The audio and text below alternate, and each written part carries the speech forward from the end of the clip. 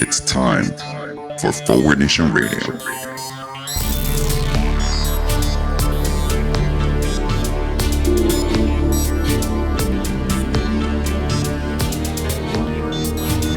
Now here he is, the host of Forward Nation Radio, David Leventhal. Welcome to Forward Nation Radio with me, David Leventhal. As always, thanks for joining us. And today, our special Science and Reason edition of Forward Nation Radio, inspired as we've been this week by certain events in science and depressed as we've been, as usual, by certain events in lack of reason. We've decided to devote a show where we will talk about science and reason and logic and apply it to the news of the day and bring in some of the reasoning fallacies we've discussed in the past to boot. Science in Trump's America. Woman's never-ending search for truth and knowledge and to push the boundaries of human thought and existence. And some men's never-ending quest to stop such nonsense. Welcome to the continuing battle over reason, where only Forward Nation Radio dares to ask the question nobody else is asking. The Enlightenment, good thing or bad thing? We will look at the news in this context, and we will talk about people who believe perhaps that the Enlightenment was not such a good thing. We start today's show in space. Figuratively, not literally, with the little spacecraft that could. The Cassini spacecraft ends its 20-year run around Saturn, right around the time you're probably listening to this show, with a fiery flame out as it plunges through Saturn's atmosphere. Cassini, its 5-year mission to explore strange new worlds, to seek out new life and new civilizations, to boldly... Wait a minute. No, that's the Enterprise. Sorry. Strike that. It's not Star Trek, but it's pretty damn cool anyway. It doesn't need to be science fiction because the science in this case is pretty damn exciting. Cassini has been traveling around the planet Saturn. More than 750 million miles from Trump's America. To give you an idea of 750 million miles, that's 8 times the distance of the Earth to the Sun. Light takes 80 minutes to go from Saturn to Trump's America, where Trump's lead science advisors can say, Saturn? What's a Saturn? It has been on a 20-year mission where it has traveled, all told, 4.9 billion miles with a B. I can't even do the math on that one for how far away it is from the sun. But I can tell you that if you were driving on the highway, you'd be driving about 100 million hours. Or if you were driving on the Long Island Expressway, 100 billion hours in order to get there. It has performed 294 orbits of Saturn. It has photographed its moons and its rings from all different angles. It has taken more than 500,000 pictures. 630 gigabytes of scientific data have been recorded. I'm not sure what a gigabyte is, but I know it's a lot. It has provided material that will keep scientists busy for years and years. 2 of its 62 moons are now seen as the places in our solar system most likely to harbor life, on Titan and Enceladus. And future missions will be exploring that. It is remarkable to think of what human beings were able to accomplish, what this spacecraft was able to accomplish. I am reminded that I am a liberal, a progressive, because I feel empathy. I feel bad for the poor little thing as it ends its life in a fireball. I can understand how the people who've been working with it for so long must feel a certain amount of grief over its loss. The wonders of science, we are reminded, are remarkable. Woman's thirst for knowledge desire to explore is inspiring. You look at people who thirst for more knowledge and you think, amazing. I think of being a business major and say, what was I thinking? And you feel bad for the people stuck on the ground here who are averse to science and knowledge and learning, who put superstition ahead of knowledge. I feel bad for them and the lost them, because superstition is not nearly as cool or as exciting as science. But mostly I feel bad for me because those people vote. So let's come back to Earth, and we'll start by talking again about DACA. I hope you watched, had a chance to see the show last week, and our guest, our very own Mariana Arias Patino, and her discussion, her heartfelt discussion and experience with DACA, and putting a human face on it. We hope that soon you will be sharing your videos with us at Forward Nation Radio about your experiences with DACA. More of that to come, and please check our website for information. We talked about DACA, and we talked about the fact that there are gray areas here where reasonable people can differ. That through no fault of their own, these people were brought to this country illegally. And we are somewhat reluctant to just put our imprimatur on lawbreaking, as minor and as understandable as it might be. But of course, this is America, and that's not the reasonable discussion we are having about why compassion, empathy, and the good of the United States says that we should be welcoming these people and giving them a pathway to citizenship and work in school. Since that seems to be the reasonable argument, the administration has to come up with something different.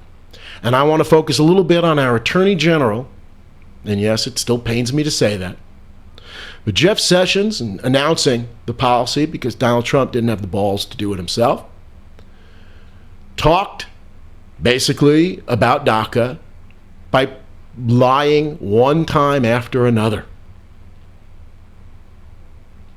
Carl Sandburg famously said, if facts are against you, argue the law. If the law is against you, argue the facts. If the law and the facts are against you, pound the table and yell like hell. I'm not sure exactly when he said that, but I think it was before Fox News. Because now you have a better option when the facts and the law are against you. I mean, you have a couple of options. One, you could buy a judge. Hello, Neil Gorsuch, new Supreme Court Justice. But you can also start your own news channel. And you can make up facts. And you can lie to people.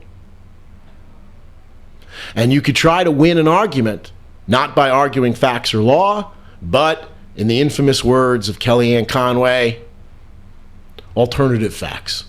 In other words, you lie to people who don't have the judgment or the knowledge to know that you're lying to them.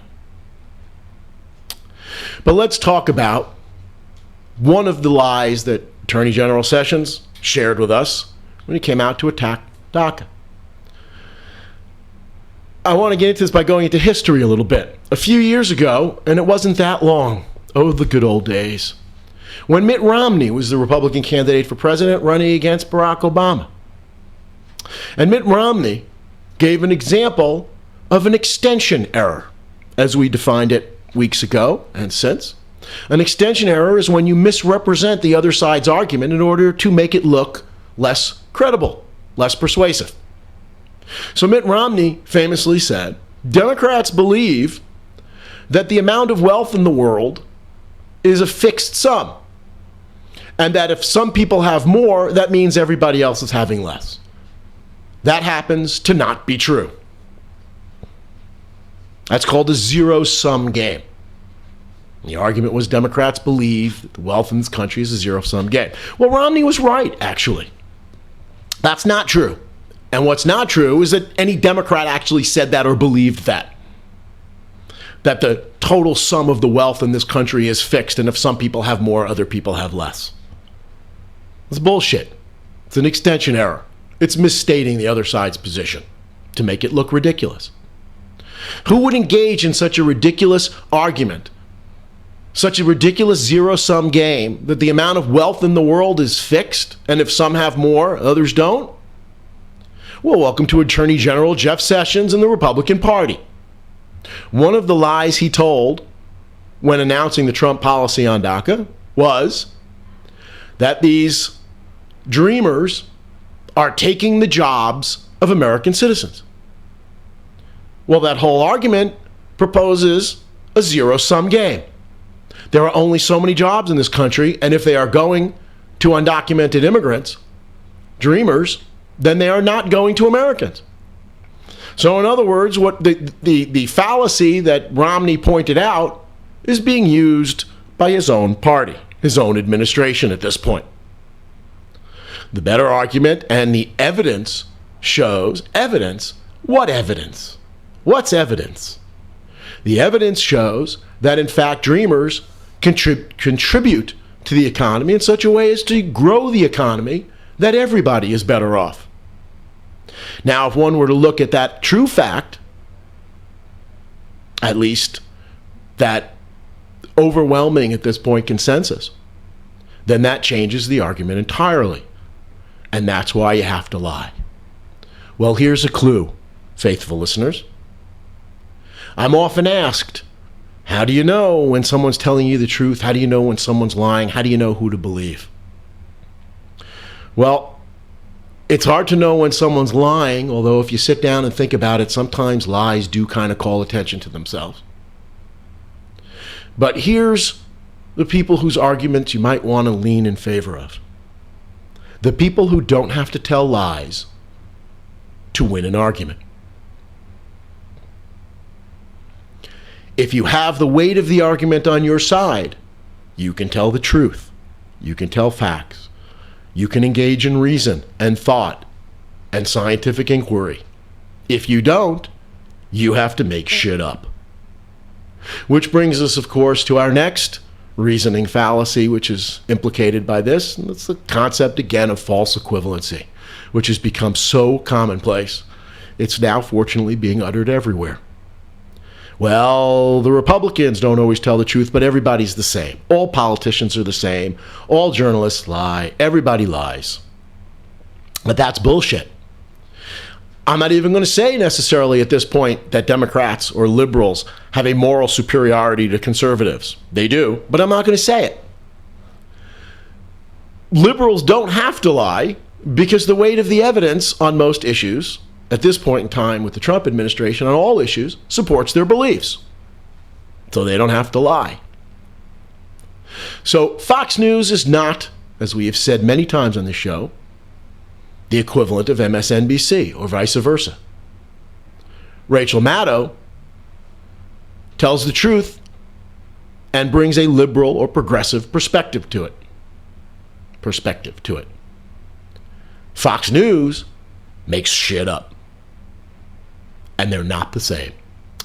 So, speaking of making shit up, we've got Trump's Commission on Electoral Integrity, or, as it's more correctly known, Commission on Stopping Brown People from Voting. Chris Kobach, the head of the commission, who is a paid columnist for Breitbart, writes for Breitbart saying he has proof of voter fraud in New Hampshire. That, in fact, over 5,000 people voted in New Hampshire with out-of-state IDs, hence proof that Democrats stole a Senate seat and probably stole the state away from Donald Trump. Pretty inflammatory argument from the head of the Electoral Fraud Commission. You might think he, for instance, looked into whether there was any truth to what he was saying. The premise of what he was saying was that people voted with out-of-state IDs. The problem is, people can vote with out-of-state IDs, like, for instance, college students. And he just assumed that all those people voted illegally. It turns out, apparently they didn't. At least the ones who other people, journalists, people who deal in truth, actually asked, took the time to ask, how did you vote? What is your claim to voting? And it turns out the ones who were checked into hadn't voted illegally. This is the head of Trump's commission, dealing in lies. Why? Because the truth doesn't help. Inquiry doesn't help. Facts don't help. Also, regarding the voting commission, an employee of the Heritage Foundation. The Heritage Foundation is a so-called think tank that basically spouts the Republican line and uses tendentious arguments to promote Republican policies. A member of the Heritage Foundation sent an email to Attorney General Sessions. This was uncovered by the legal arm of People for the American Way, an organization worth supporting. Sent an email to Jeff Sessions warning that the Commission on Electoral Integrity would be, quote, an abject failure if the commission included Democrats or mainstream Republican officials and or academics. Should I repeat that? The commission would be an abject failure if it included anyone. The Electoral Integrity Commission would be an abject failure if it included anyone with, what's the word? Integrity. And yet we're still going to keep hearing from them. And people are going to be speaking about them. Well, we can learn something from this at least. There might be a meeting of the minds here. Yes, there are some arguments and some Republicans are all about law and order, and that may be some of their motivation regarding the Dreamers. Doesn't seem to apply to billionaire corporate executives, but whatever. Maybe they're big on law and order, at least for the underprivileged. But here we have an opportunity to tell who in the Republican Party is mostly motivated by bigotry, that America is simply not white enough anymore, and which of the Republican Party plays to those people who believe that, but really is just about maintaining their own power and their own influence. Speaking of you, Mitch McConnell and Paul Ryan, here's a way to drive a wedge in them. There's room for an agreement on DACA. Maybe every DACA recipient could just agree to get two brown-skinned Americans who have the right to vote to agree not to vote in return for being able to stay in America. That presumably would make half the Republican Party happy because they'd accomplish their main goal, which is to win elections by stopping people who might vote for Democrats from voting. But of course, the blatant bigots would still have a problem with that. So last week we were reporting on Hurricane Harvey. This week we're reporting on Hurricane Irma. And a little bit on an earthquake in Mexico that was of catastrophic size. We talked about how people were laid, the anti-government activists were laid low a little bit by having to plead for federal aid. How pathetic and disgraceful Ronald Reagan's 9 words, the most terrible words in the English language. I'm from the government and I'm here to help. Ha ha, funny, jackass. Maybe people can actually use help and it's not so funny. Irma left a path of destruction in her wake. Barbuda, the island of Barbuda most famously, is right in the path of the hurricane. 60% of the people on the island are homeless. 95% of the structures are destroyed. Dozens are dead. A couple of days ago, I heard the Prime Minister or President of Barbuda, whatever he was, say that the island is absolutely vacant at this point. Everyone has been moved off the island. Maybe we should be having a conversation about, I don't know, climate change and what storms like this will do in the future and how we limit the threat and how we respond to such storms. But no. Scott Pruitt, our Environmental Protection Agency head, our avatar, our leader for the environment, says this is not the time to talk about climate change.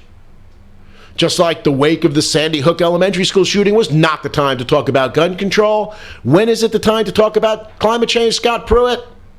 Let's all say it with me. Never. It's never time to talk about climate change because inconvenient facts are best just ignored. This is when you need competent government. This is when it would be nice to have the head of FEMA, the head of federal agencies, know what they're doing. Speaking of heads of federal agencies, Interior Secretary Ryan Zinke on Fox and Friends. No, really. The Interior Secretary of the United States was on Fox and Friends. I guess the president was busy. Speaking about the 9/11 memorial, moron number 3 asked him, do you worry that 100 years from now someone's going to try to take that memorial down like they're trying to remake our memorials today? Did the Interior Secretary respond by saying, do you ever look in the mirror and see a moron staring back at you? No. He said, well, I'm one that believes that, we should learn from history. Zinke replied, presumably, and he will elaborate on this in a moment, not learn to take the fucking monuments to slavery and racism down. No, I think our monuments are part of our country's history. We can learn from it. And then he finished with, since we don't put up statues of Jesus, everyone's going to fall morally short. I'm not even sure what I could add on that. That's not going to sound like an attack on religion. Probably because I'm going to attack religion.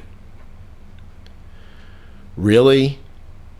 I had a student in class, a really good kid, a few years ago, when I was talking about religion and society and how it relates to knowledge and learning. And he raised his hand and said, but professor, don't we get our morals from religion? Isn't that what makes us moral?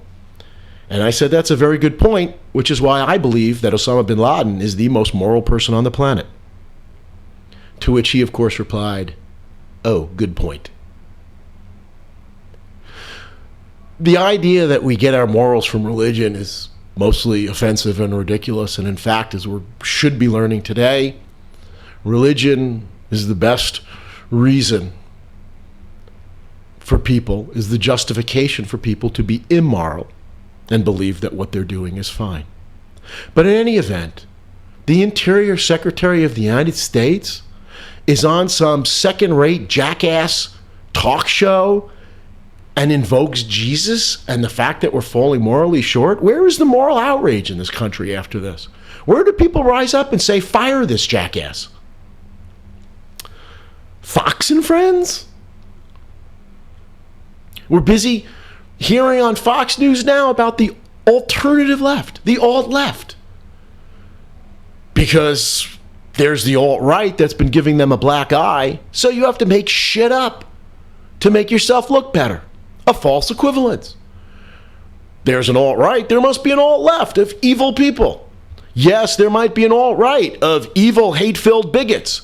But there are hate-filled not bigots too, and they're just as bad. What's with all these not bigots? Anti-bigots. And we make this an equivalent. This is ridiculous. Anyway, Trump has been bowing to the religious community. When people say Trump hasn't accomplished a whole lot in this country, no, we haven't passed a lot through Congress, but that jackass and his moron administration of incompetence and crooks have been doing a lot to promote a religious worldview. Once again, America responds to the existential threat posed by religious extremists who will kill people because of their certainty that they are right with, our God could beat up your God.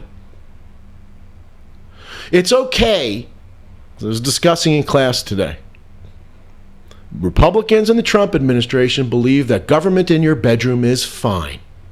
Coming soon to a theater near you, it will probably, when the Supreme Court gets a hold of this, it may be legal again for states to ban sexual positions and different sexual acts. So it's okay for government to come in your bedroom if you're a Republican, tell you you can't use contraceptives. They've already talked about doing that one. But government shouldn't be telling companies they can't dump toxic sludge into your water. Is this really the way you view the role of government? To come into your bedroom, but not to tell corporations not to kill people? Which big government do you want? Okay, we're not completely done with Russia. Russia's back on the table. We're still waiting for all the reports to come out, but stuff does leak through periodically. This week, a Facebook study came out and conceded that the Russians had used Facebook to influence the election. Mark Zuckerberg had come out months ago and stated emphatically, Facebook did not allow Russians to influence the election. Again, false news, false information. Because Republicans can't win an election with reasoned argument. They have to make shit up. A People for the American Way lawsuit now is seeking to force the disclosure of the alleged FBI directions to Jeff Sessions, which he now states is the reason he didn't disclose his contacts with Russia. Oh, I was told by the FBI not to disclose my contacts. So People for the American Way is suing. It should be easy enough to provide that information. Keep seated for this one. And finally, Hillary Clinton has come out with her book about the election and what happened. And I'm sure that the right will all be up in arms. This is an opportunity once again to accuse any Democrat of being a crybaby, the favorite conservative response, because it emasculates people, and that's what they're all about. If you think with your balls and not your brain, emasculation is the worst thing you can do to somebody. So we will be hearing Clinton attacked because she had the nerve to make excuses for why she lost. There's only one problem with that. She's right. Her excuses are correct, and they're worth pointing out because they're worth addressing in the future. Like stopping Russia from throwing the election. Like maybe the head of the FBI should not throw the election. I'm reminded of the vitriol and the bullshit that has been lobbed at Hillary Clinton over the years. She's not my favorite person, but I like her a hell of a lot more than most people, and I feel real sorry for her, for what she has had to undergo since she entered public life. Because knowing that she was someone that they were going to have to beat, they've been throwing every lie at her they could for years and years and years. It's a win-win for Republican. Either the lies stick, or either way you have to refute the lies, in which case they get to call you a whiner and a crybaby. Like they did swift-boating American war hero John Kerry, so that voters can vote for the war deserter George Bush rather than the winner of 3 Purple Hearts. Just create false facts and a false environment because you've got absolutely nothing else to offer to people.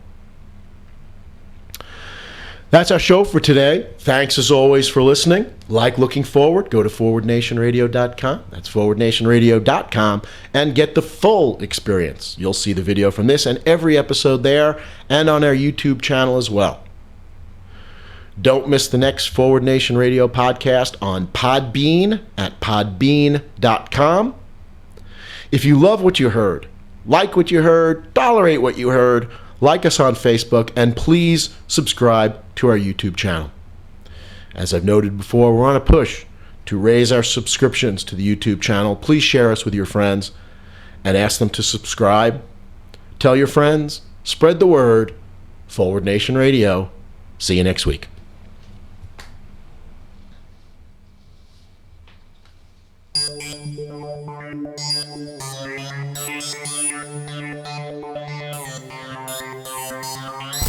You've been listening to Forward Nation Radio with David Leventhal.